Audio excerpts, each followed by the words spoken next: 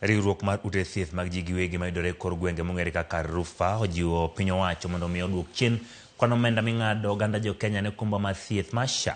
Koloso gwenge ma Navaholo, kaunti ma Kakamega, jakom mar riwruogno Laktar Brian Lishenga owacho ni chal ma kamano biro chiwo thuolo ne oganda maonge nyalo yudo thieth makare kendo kaka owinjore. E kinde go jodak noyudo thuolo mar ndikore ne okumba manyien mar thieth mar SHA manochako tich ayange pacho kaendi dwe mar 10 higa mokadho.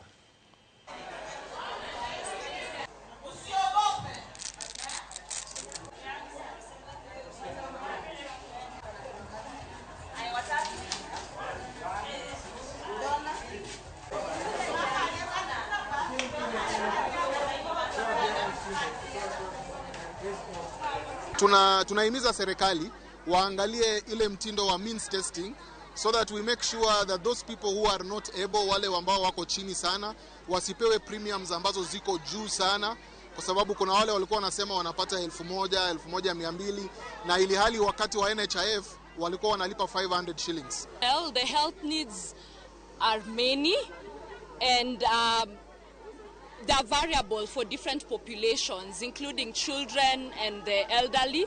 And this just demonstrates how much of a vulnerable population that we have. And we are hoping that most of them, at least, will be introduced to our healthcare system. And that's what matters. Because hapa tumepata watu wamejitokeza kurejesi na SHA. Kuna wengine hawakuwa wanajua, lakini leo wamejua, wamejitokeza kwa wingi. Na nashukuru kwa Brian kukuja kufanya hii mradi. Watu wamefurahia sana na wengine wamefurahia kwa sababu SHA itawasaidia kwa ajili ya matibabu.